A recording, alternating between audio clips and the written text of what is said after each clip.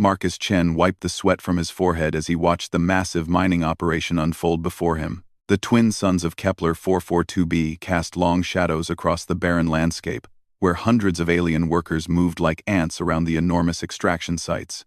As the human foreman of Mining Sector 7, Marcus had seen many things during his 5 years on this distant world, but nothing had prepared him for what he was about to discover. The Galactic Mining Consortium had assigned him here specifically because humans had a reputation for getting things done efficiently.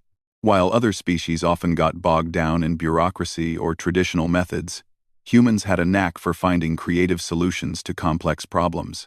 It was both a blessing and a curse, as Marcus often found himself mediating disputes between the various alien species under his supervision. Today started like any other day. The Zelkari workers, with their forearms and crystalline skin, operated the heavy drilling equipment with mechanical precision. The gas-breathing Vorthak handled the dangerous chemical processing, their environmental suits gleaming in the harsh sunlight. The insectoid Thrix managed logistics with their hive mind coordination. Each species had their strengths, and Marcus had learned to orchestrate them like a conductor leading an orchestra. But something was wrong today. The productivity reports showed a significant drop in ore extraction from the eastern quadrant. The automated systems indicated no equipment failures, and the geological surveys showed rich mineral deposits in that area. Marcus decided to investigate personally, rather than rely on the standard digital reports. He climbed into his all-terrain vehicle and drove toward the problematic sector. The landscape here was more rugged, with towering rock formations that created natural wind tunnels. Ancient volcanic activity had carved strange patterns into the stone, creating caves and crevices that the initial surveys had marked as unsuitable for major mining operations. As Marcus approached the extraction site, he noticed the alien workers seemed nervous. The Zelkari were working more slowly than usual, constantly glancing toward a particular cliff face. The Vorthak were staying unusually close to their atmospheric processing units, as if seeking comfort in the familiar chemical signatures. Even the normally fearless Thrix were clustering together in larger groups than necessary. Marcus parked his vehicle and approached the site supervisor, a tall Zelkari named Kristex, whose blue-tinted crystalline skin reflected the sunlight in prismatic patterns. "What's the situation here, Kristex? The reports show we're 30% below projected output." Kristex's forearms moved in. What Marcus had learned was a gesture of uncertainty. "Foreman Chen, the workers are disturbed. There are sounds from the cliff caves. Sounds that should not be." Foreman Chen, what kind of sounds?" Marcus asked, his curiosity piqued. In his experience, mysterious sounds usually had very practical explanations once you investigated properly. "Cries," Kristex replied, his normally steady voice wavering. "Ancient cries. The Vorthak believe it is the spirits of this world, angry at our presence. The Thrix detect chemical signatures that match their ancestral fear responses. My people's crystalline resonance picks up harmonics that speak of old pain." Marcus looked toward the cliff face. It was about 50 meters high, with several cave openings visible at various levels. The geological reports had mentioned these caves, but dismissed them as empty and structurally unstable. However, Marcus had learned not to dismiss the concerns of his alien workers. Each species had senses and instincts that humans lacked, and their fears often pointed toward real problems that needed addressing. "How long have you been hearing these sounds?" Marcus asked. 3 days, Kristex replied. "Since we began the deep drilling in this sector. The sounds grow stronger each day, and the workers grow more frightened. Some speak of requesting transfers to other sectors." Marcus nodded thoughtfully. Losing workers would be a significant problem, especially the experienced ones like those in this sector. But more importantly, if there was something in those caves that was being disturbed by their mining operation, it needed to be investigated. The Galactic Mining Consortium had strict protocols about disturbing indigenous life forms, even if they hadn't been detected in the initial surveys. "I'll check it out myself," Marcus said. "In the meantime, shift the drilling operations to the northern section of this quadrant. Keep the workers away from the cliff area until I determine what's going on." Kristex's arms moved in a gesture of relief. "Your species' willingness to face the unknown continues to amaze us, Foreman Chen. Most species would simply relocate the entire operation. Marcus smiled. Sometimes the direct approach saves time and resources in the long run. Besides, I'm curious now. After ensuring the work crews had proper instructions for their relocated operations, Marcus gathered his equipment for a cave exploration. He strapped on a portable atmospheric unit, gathered climbing gear, and loaded his backpack with emergency supplies. His handheld scanner would detect any dangerous gases or unstable rock formations, while his communications unit would maintain contact with the base station. As Marcus approached the cliff face, he could indeed hear sounds echoing from within the caves. They were unlike anything in his experience. Not quite animal, not quite mechanical, but something in between. There was a rhythm to them, almost musical, but filled with what could only be described as anguish. The first cave opening was about 10 meters up the cliff face, easily accessible with his climbing gear. Marcus secured his ropes and began the ascent. The rock was solid volcanic stone, worn smooth by centuries of wind and weather, but still providing good handholds. As he climbed higher, the sounds grew louder and more distinct. When Marcus reached the cave entrance, he paused to scan the interior with his equipment. The atmospheric readings showed the air was breathable for humans, though with an unusual chemical signature he couldn't immediately identify. The structural integrity appeared sound, despite the geological reports suggesting otherwise. Most interestingly, his biological scanner was detecting life forms, multiple life forms of significant size. Marcus activated his portable lighting system and entered the cave. The tunnel extended back into the cliff for about 20 meters before opening into a larger chamber. As his lights penetrated the darkness, Marcus stopped in amazement. The chamber was enormous, easily 50 meters across and 30 meters high. But it wasn't the size that took his breath away. It was the occupant, a dragon, not the mythical European dragons of human folklore, but something far more magnificent and alien. The creature was easily 20 meters long, with scales that seemed to shift color in his artificial lighting.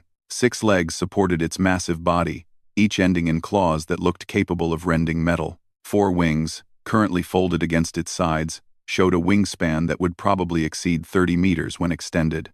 Its head was elongated and graceful, with large eyes that reflected his lights like mirrors. But the dragon wasn't alone.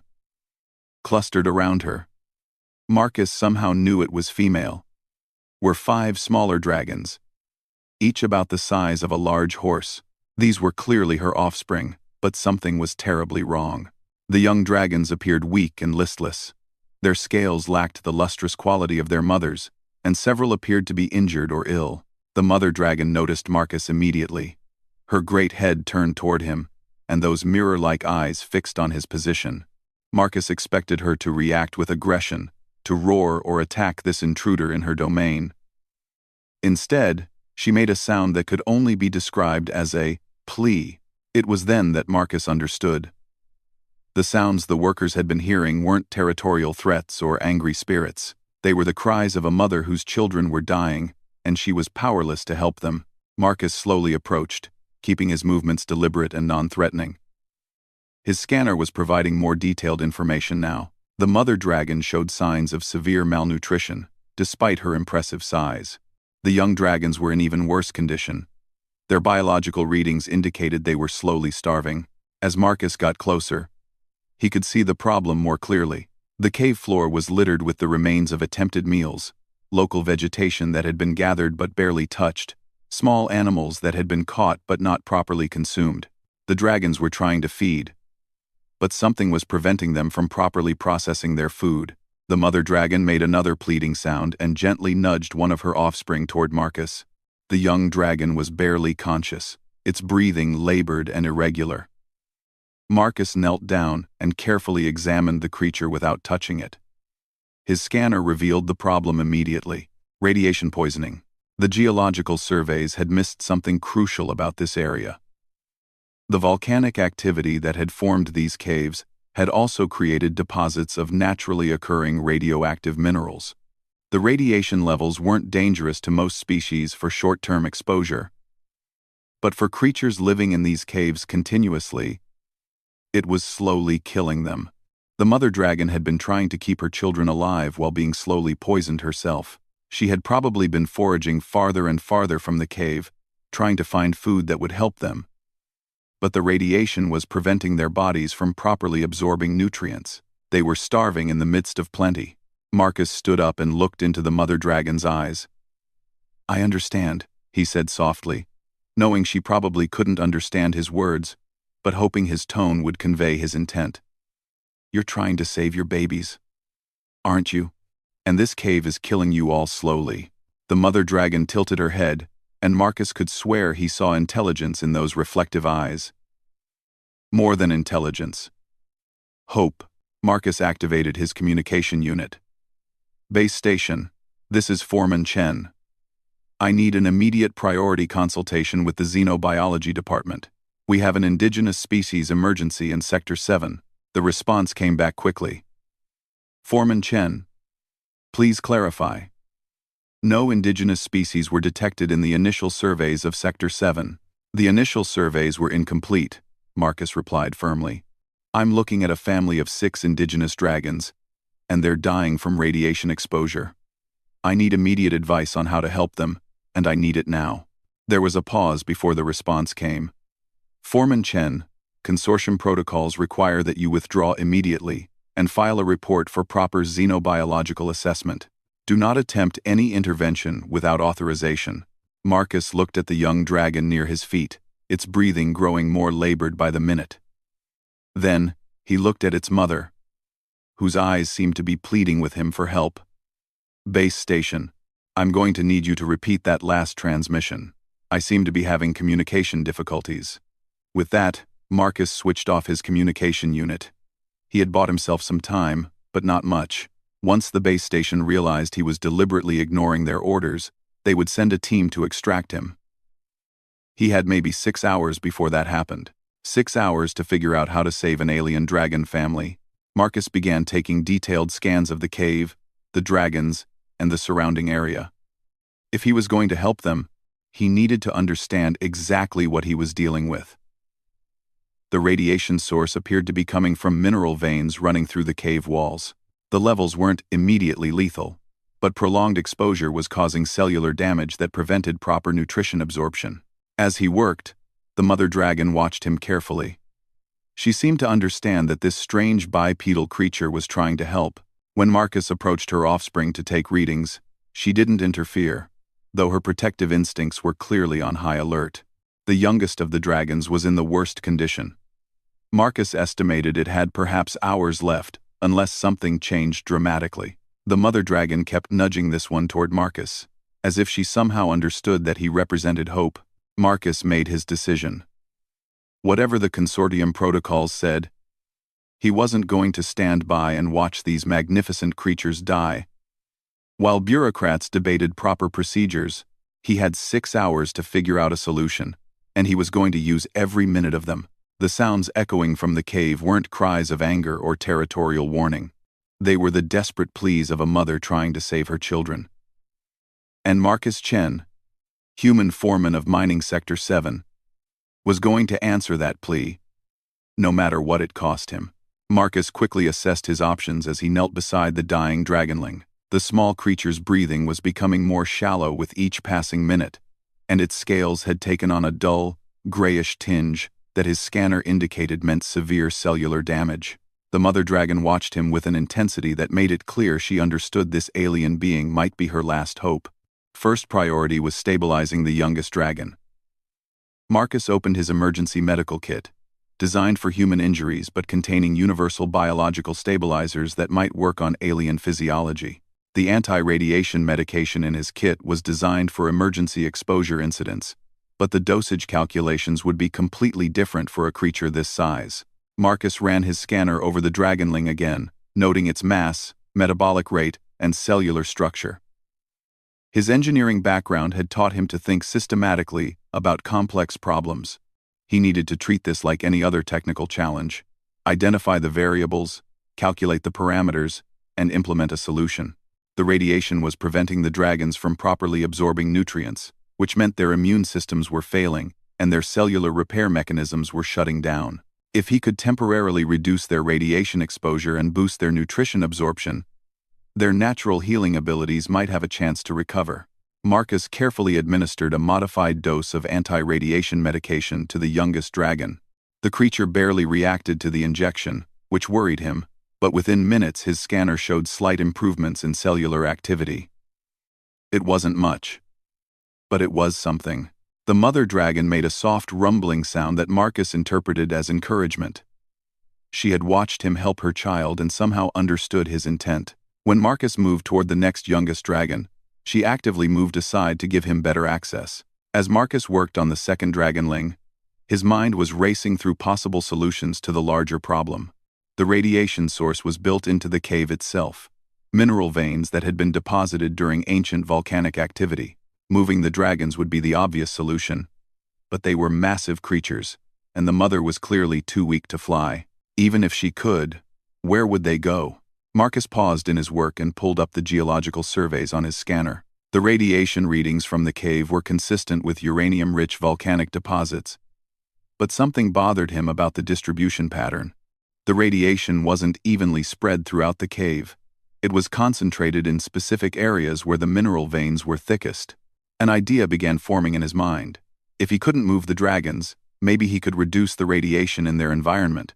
The mining operation had several types of radiation shielding materials available, designed to protect workers from naturally occurring radioactive elements they sometimes encountered in their digging. But first, he needed to stabilize all the dragons and buy himself more time. Marcus worked methodically through the family of dragons, administering anti-radiation medication and supplemental nutrition boosters to each one. The mother dragon was the most challenging because of her size, but she seemed to understand what he was trying to do and remained completely still while he worked. As the medications began taking effect, Marcus could see subtle improvements in all the dragons. Their breathing became more regular, and some of the younger ones even raised their heads to watch him work. The mother dragon's eyes seemed clearer, more alert, but Marcus knew this was only a temporary solution. The medications would help for a few hours, maybe a day at most. If he couldn't address the root cause of the radiation exposure, the dragons would simply continue to deteriorate. Marcus activated his communication unit and selected a specific frequency he knew was monitored but not automatically recorded. Christex, this is Foreman Chen. I need you to do something for me, and I need you to not ask questions about it. The response came immediately. Foreman Chen, your communication unit showed offline status. Base station has been trying to reach you. I know, Marcus replied. Right now, I need you to gather specific supplies from the equipment stores and bring them to the cliff caves. I'm sending you a list. Marcus transmitted the specifications for several types of radiation shielding materials, portable environmental processors, and high-energy nutrient supplements.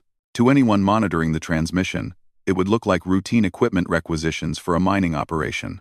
Foreman Chen, Christex's voice carried concern. These materials, they are not standard for our current operation. Command may require explanations. Christex, you trust my judgment, right? Of course, Foreman Chen. Your species has consistently demonstrated superior problem-solving capabilities. Then trust me now. Bring those supplies to the base of the cliff in 1 hour. And Christex? Make sure you have a full atmospheric processing unit. We might need to clean the air in an enclosed space. Marcus cut the transmission and turned back to the dragons. The mother was watching him with what he could only describe as curiosity. She had observed his use of the communication device and seemed to understand that he was calling for help. That's right, girl, Marcus said softly, using the same tone he would with a frightened animal. I'm getting backup. We're going to figure this out together. The mother dragon made a low, musical sound and gently touched Marcus's shoulder with her massive head. It was a gesture of trust that struck him deeply. Here was an intelligent creature, probably centuries old, placing her faith in an alien being she had just met. Marcus spent the next hour doing detailed scans of the cave structure and radiation sources. The mineral veins responsible for the radiation followed predictable geological patterns. If he could create barriers to block the worst of the radiation and improve air circulation to carry away radioactive particles, He might be able to make the cave livable again. The sound of equipment being moved outside indicated Kristex had arrived with the supplies. Marcus climbed down to meet him and found not just Kristex, but several other alien workers who had volunteered to help. The Vorthak atmospheric specialist, Grex, was examining the air samples Marcus had sent down. Foreman, Chen. Grex spoke through his environmental suit's translator. These atmospheric readings indicate severe contamination. This environment is not suitable for biological life. Number 2. I know, Marcus replied. That's why we're going to fix it. Marcus explained his plan to the assembled workers. They would use the radiation shielding to create barriers along the cave walls, where the contamination was strongest. The atmospheric processing equipment would scrub radioactive particles from the air and create positive pressure to keep new contamination from entering. The high-energy nutrient supplements would help the dragons recover from their malnutrition once the radiation exposure was reduced. The workers listened to his plan with growing amazement. Kristex finally spoke for the group. Foreman Chen, this is far beyond normal mining operations. The risk to ourselves, the cost in materials, the time required, why do this for unknown creatures? Marcus looked up at the cave entrance, where he could still hear the occasional sound from the dragon family. Because they're dying, and we can save them. That should be reason enough. The alien workers exchanged looks, their various forms of communication creating a complex symphony of clicks, whistles, and electromagnetic pulses. Finally, Kristex spoke again. Your species continues to surprise us. Foreman Chen. We will help. The next few hours were a whirlwind of activity. The Zelkari workers, with their multiple arms and crystal-enhanced strength, carried the heavy shielding materials up to the cave. The Vorthak specialists set up atmospheric processing equipment with their expertise in environmental systems. The Thrix used their hive mind coordination to organize the logistics of the operation. Marcus directed the work like a conductor, using his human ability to see the big picture while coordinating the specialized talents of each alien species. As the sun began to set, casting long shadows across the landscape, they had successfully installed radiation barriers along 3/4 of the cave walls. But their time was running out. Marcus's communication unit had been receiving increasingly urgent messages from base station. Soon, they would send security teams to investigate his absence from normal duties. As if summoned by his thoughts, Marcus heard the sound of approaching vehicles. 3 heavy transports were approaching across the rocky terrain, with official consortium markings clearly visible. Marcus recognized the lead vehicle as belonging to Director Voss, the human administrator who oversaw all mining operations in this sector. Kristex, Marcus called out. Get everyone back to their normal duty stations. I'll handle this. Foreman Chen, Kristex replied. What about the remaining work? The atmospheric processing is only 60% complete. Marcus looked toward the cave entrance, then at the approaching vehicles. Keep 1 atmospheric unit running to maintain what we've accomplished so far. We'll finish this later. As the vehicles arrived, Marcus climbed down from the cliff face to meet them. Director Voss emerged from the lead vehicle, his face showing a mixture of anger and concern. Behind him came several security personnel and a xenobiology specialist that Marcus didn't recognize. Chen, Director Voss said without preamble, you've been out of communication for over 6 hours and failed to respond to direct orders. Your work crews reported unusual equipment requisitions. Explain yourself. Marcus stood his ground, though he could hear the soft sounds from the cave above them. I discovered an indigenous species that wasn't detected in our initial surveys. They were in critical condition due to radiation exposure from naturally occurring uranium deposits. The xenobiology specialist, a thin woman with the pale complexion of someone who spent most of her time in laboratory environments, stepped forward. I am Dr. Martinez from the Xenobiology Division. If there are indigenous species in this area, proper protocols require immediate isolation and extensive study before any intervention. Dr. Martinez, Marcus replied. With respect, the youngest member of the species had approximately 2 hours left to live when I found them. Your proper protocols would have resulted in studying their deaths rather than preventing them. Director Voss's expression hardened. Chen, you know the regulations. Unauthorized contact with indigenous species can result in contamination, cultural disruption, or even interspecies conflict. These protocols exist for good reasons. RA. A sound from above interrupted their conversation, a clear, musical note that seemed to resonate through the rock itself. It was answered by similar notes from within the cave, creating a brief harmony that was hauntingly beautiful. Dr. Martinez looked up toward the cave entrance with obvious excitement. Fascinating. Complex vocalizations suggest advanced intelligence. This could be a significant discovery. It is a significant discovery, Marcus agreed. Which is why I wasn't going to let them die while we filed paperwork. Director Voss activated his communication unit. Base station. This is Director Voss. I need a full xenobiology team dispatched to Sector 7 immediately. Also send legal counsel and diplomatic attachés. We may have a first contact situation. As the director spoke, Marcus could hear increasing agitation from the cave above. The mother dragon's voice was becoming more distressed, and the younger dragons were answering with what sounded like fear calls. They're responding to the stress, Marcus explained to Dr. Martinez. The mother dragon has been trying to protect her young, and now she senses more strange beings nearby. Our presence is frightening them. Dr. Martinez was recording everything with her scanners, her scientific excitement clearly overriding any concern for the dragon's emotional state. Remarkable. Complex social behaviors, protective parental instincts, sophisticated communication patterns. This species appears to be sapient. Marcus felt a growing sense of unease. The excitement in Dr.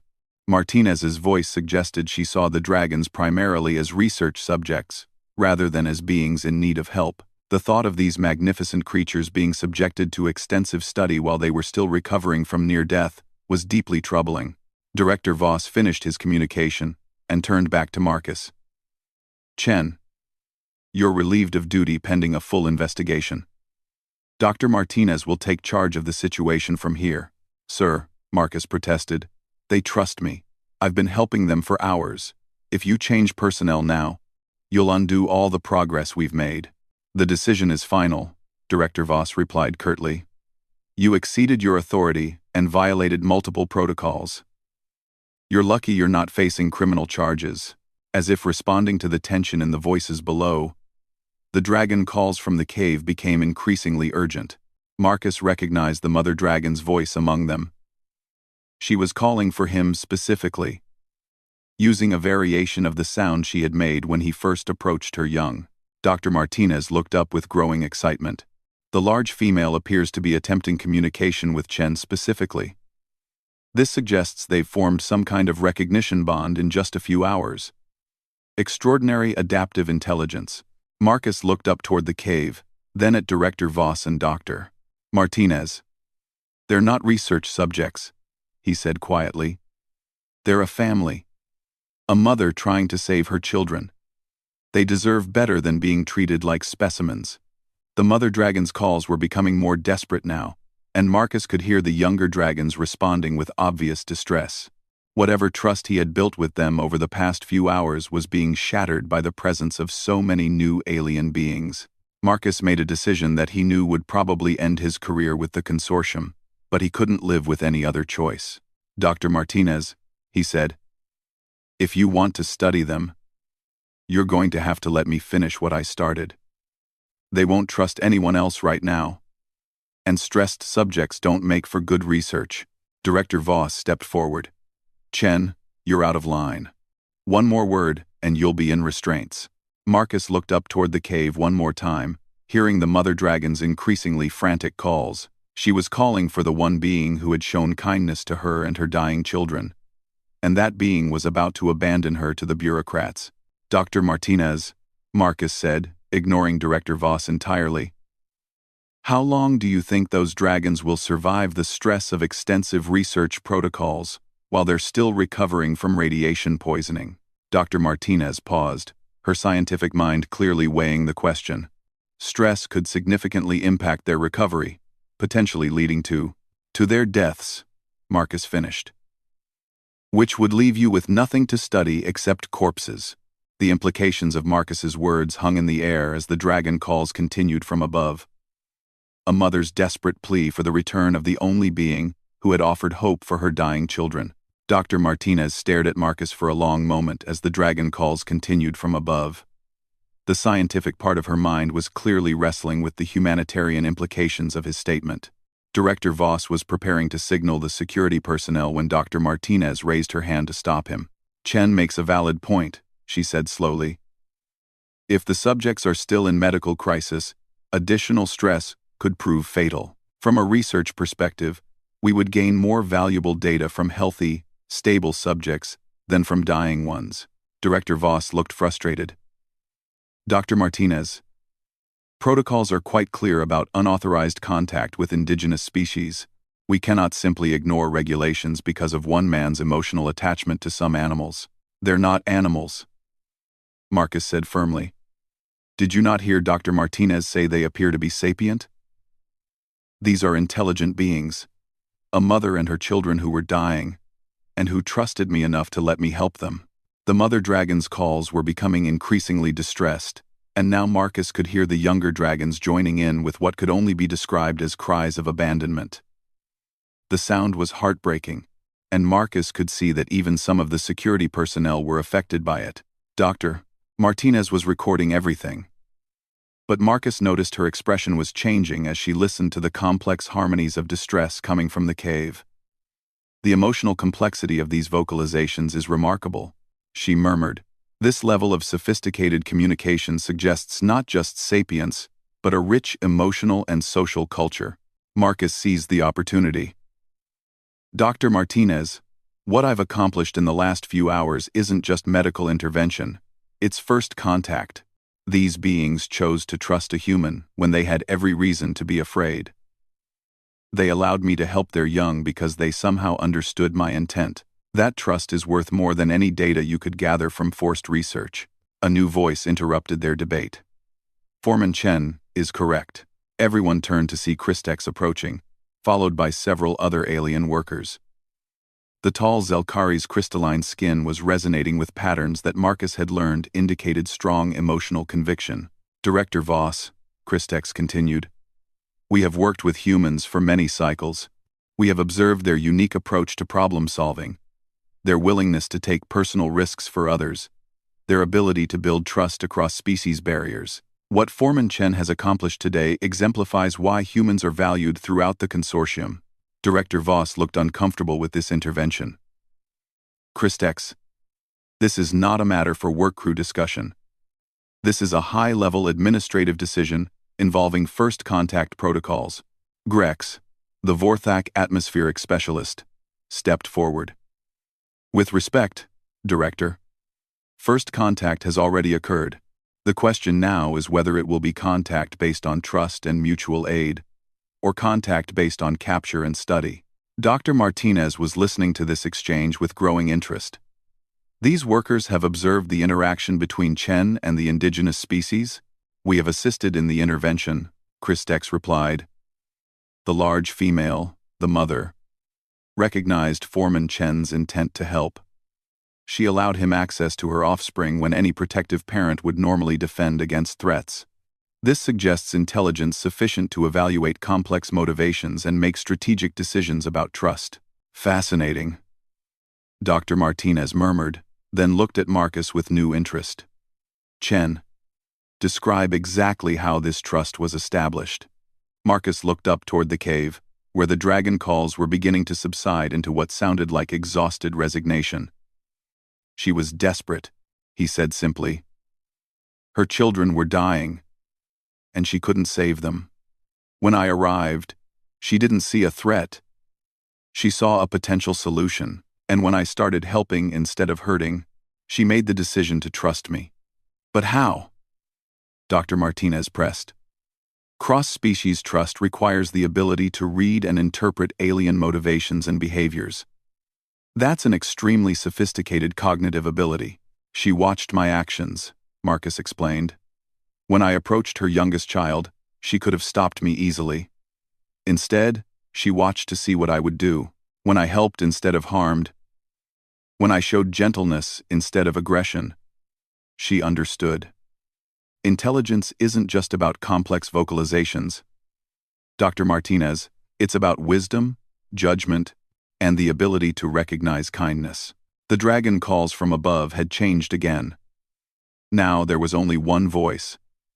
The mother dragon, calling in a pattern that Marcus somehow recognized as a lament. She was mourning what she thought was the loss of the only being who had offered hope for her children. Marcus couldn't stand it any longer. Director Voss, with all due respect, those regulations you're so concerned about. They exist to prevent harm to indigenous species, but right now, following them is causing harm. That mother dragon trusted me with her children's lives, and we're repaying that trust by abandoning her when she needs us most. Dr. Martinez was still recording, but her expression had shifted from scientific excitement to something more conflicted. The emotional sophistication of these beings is remarkable, she said quietly. The ability to form trust bonds with an alien species in a crisis situation. The complex social structures implied by their behavior patterns, the apparent depth of their parental bonds. Director Voss sensed what was coming. Dr. Martinez, remember your priorities here. This is a significant scientific discovery that requires proper study. Yes, Dr. Martinez replied. It is a significant discovery, which is exactly why we need to handle it correctly. She turned to Marcus. Chen, if I authorize you to continue your intervention, can you guarantee the safety of these beings during the process? I can guarantee they'll be safer with someone they trust than with someone they fear, Marcus replied. Director Voss looked incredulous. Dr. Martinez, you cannot seriously be considering this. Chen has violated every protocol we have. He cannot be rewarded for insubordination. Dr. Martinez looked up toward the cave, where the mother dragon's lament continued, then back at Marcus. Sometimes, she said slowly, the most important discoveries happen when we set aside our preconceptions and pay attention to what's actually happening rather than what we expected to happen. She activated her communication unit. Base station, this is Dr. Martinez. I am implementing emergency research protocols under Section 7 of the Xenobiology Charter. I need a full medical support team, radiation specialists, and long-term habitat assessment experts dispatched to Sector 7 immediately. Director Voss stepped forward. Dr. Martinez, what exactly are you authorizing? I am authorizing a collaborative first contact intervention, she replied. These beings are clearly sapient. They have established trust with a human contact, and they are in medical crisis. Our primary obligation is to ensure their survival while gathering data about their species and culture. She turned to Marcus. Chen, I am placing you in charge of direct contact with these beings, reporting to me. Your job is to complete their medical treatment and establish communication protocols. I want to know everything about their social structure, their communication methods, and their needs. Marcus felt a wave of relief wash over him. Thank you, Dr. Martinez. You won't regret this decision. I hope not, she replied. Because if anything goes wrong, both our careers are finished. Marcus immediately called up to the cave in the pattern he had learned the mother dragon used to call for attention. The response was immediate and dramatic. A complex series of calls that sounded like joy, and first, relief, and welcome all combined into one musical phrase. Remarkable, Doctor, Martinez breathed, recording everything. She recognizes your vocal pattern and is responding with obvious emotional content. This is unprecedented interspecies communication development. Marcus began climbing back up the cliff face, with Dr. Martinez following at a safe distance. When he reached the cave entrance, the mother dragon was waiting for him, her massive head lowered to his level, and she made a sound that was unmistakably a greeting. When Dr. Martinez appeared, the dragon watched her carefully but didn't show signs of fear or aggression. She associates you with help, Dr. Martinez observed. She's extending that trust to include me, because I'm with you. Sophisticated reasoning ability. Inside the cave, Marcus could see immediate improvements in the young dragons. The radiation shielding and atmospheric processing had made a significant difference. The Dragonlings were more alert, and their coloring had improved noticeably. The youngest one, who had been near death just hours earlier, actually raised its head to look at Marcus as he approached. Over the next several hours, Marcus worked with Dr. Martinez and the arriving medical team to complete the cave restoration. The radiation levels were reduced to safe levels. The atmospheric processing was maintaining clean air circulation, and the dragons were showing steady improvement. But the most remarkable development was the communication that began to emerge. The mother dragon, whom Marcus had started calling Lyra because of her musical voice, began actively teaching him the meaning behind different vocal patterns. She would make a sound, then demonstrate its meaning through actions, waiting patiently while Marcus attempted to repeat it. Dr. Martinez was fascinated by this process. She understands that you don't naturally comprehend her communication method, so she's actively teaching you. This demonstrates not just intelligence, but pedagogical reasoning. The ability to understand how learning occurs and to adapt her teaching methods accordingly. As the young dragons recovered their strength, they began participating in these communication sessions. Each had a distinct voice and personality, and they seemed as curious about Marcus and Dr. Martinez as the humans were about them. The breakthrough came when Lyra successfully communicated the concept of gratitude. She had been trying for some time to express something complex, using various combinations of sounds and gestures. Finally, she gently placed one massive paw over Marcus's hand, made a specific musical phrase, then gestured toward her children. "She's thanking you," Dr. Martinez said in amazement. "Not just expressing gratitude, but specifically thanking you for saving her children. This is abstract conceptual communication across species barriers." Word of the discovery spread quickly through the consortium. Within days, xenobiologists, linguists, and diplomats were arriving from across the galaxy to witness the first successful interspecies communication with the dragons, who turned out to be called the HFY in their own language. Lyra's intelligence, and that of her species, proved to be far beyond what anyone had initially imagined. The HFY had a rich culture, sophisticated technology based on harmonic resonance, and a deep understanding of their planet's geological and biological systems. They had been living in the cave system to protect their young during a vulnerable growth phase, not realizing that recent seismic activity had exposed radioactive mineral veins. The mining operation was relocated to areas the HFY identified as safe, which turned out to be far more mineral-rich than the original sites anyway. A formal treaty was established between the Galactic Consortium and the HFY Nation, with Marcus serving as the primary human liaison. Director Voss, after initially threatening Marcus with disciplinary action, found himself recommending Marcus for the consortium's highest honor for interspecies relations. The incident had become a textbook example of successful first contact, and Marcus's willingness to prioritize life over protocol had saved not just one dragon family, but had opened the door to relations with an entire previously unknown civilization. Dr. Martinez's research with the HFY revolutionized understanding of non-humanoid intelligence and communication. Her papers on interspecies trust building and collaborative problem-solving became required reading in xenobiology programs across the galaxy.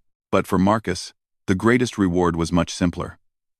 He still visited Lyra and her family regularly, and the young dragons he had helped save were growing into magnificent adults. They had learned enough human language to communicate directly with him, though they preferred their musical speech patterns. On one such visit, as Marcus sat in the cave watching the young dragons play, Lyra settled beside him and made the sound he had learned meant contentment. "Are you happy here?" Marcus asked in the broken HFY he had learned.